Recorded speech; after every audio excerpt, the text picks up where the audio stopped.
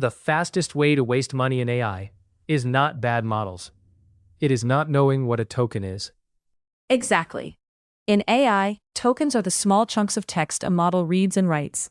They are the basic unit for pricing, speed, and limits. So not words? Not quite. A token can be a whole short word, part of a long word, punctuation, or even spaces in some cases. Think of tokens as the pieces the model actually counts. That sounds tiny and technical. Why should a programmer care? Because tokens decide three things that hit you immediately: how much you pay, how much context the model can remember in one go, and how long responses take. Give me a real example. Say you send a bug report, a stack trace, and 3 source files into a model.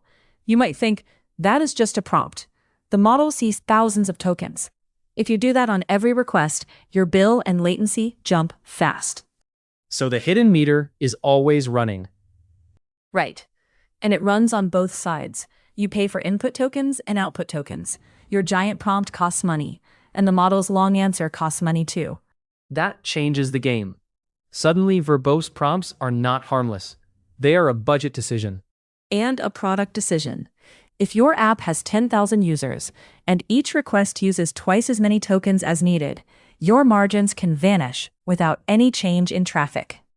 This is where winners and losers split, right? One team ships a neat AI feature, another team ships the same feature and gets crushed by inference cost. That happens a lot. Efficient prompting is not just elegance, it is operational survival. Okay, cost matters, but limits matter too. What exactly is the limit? Every model has a context window, which is the maximum number of tokens it can handle at once. That includes your prompt, any prior conversation you send back, retrieved documents, and the model's reply. So, memory is not magic. It is rented space. Perfect way to put it. If you overflow that space, something gets cut. Maybe the oldest messages drop off. Maybe your retrieval system omits useful documents. Maybe the answer gets truncated. Give me a concrete failure case. Imagine a coding assistant inside your editor. A user asks about a regression. You send the chat history, the current file, test output, and a long project guide. If that package exceeds the token limit, the model may lose the original bug description, or miss the one function that mattered. And then, it sounds confident while solving the wrong problem. Exactly. Token limits do not just reduce quality. They can shift what the model pays attention to, which changes the answer, and can quietly break trust.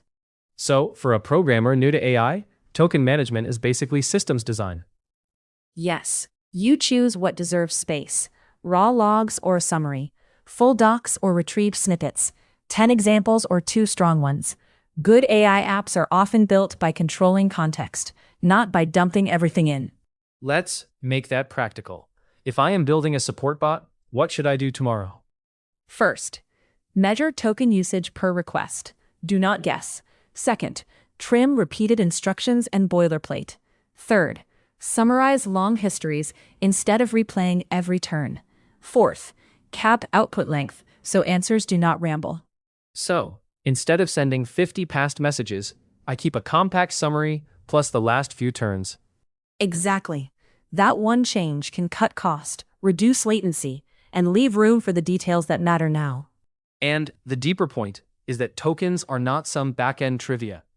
They decide whether your AI feature is cheap or expensive, sharp or forgetful, scalable or fragile. That is the whole story. Tokens are how language becomes a bill, a boundary, and a design constraint. Learn to control them, and you stop hoping your AI works. You start engineering why it does.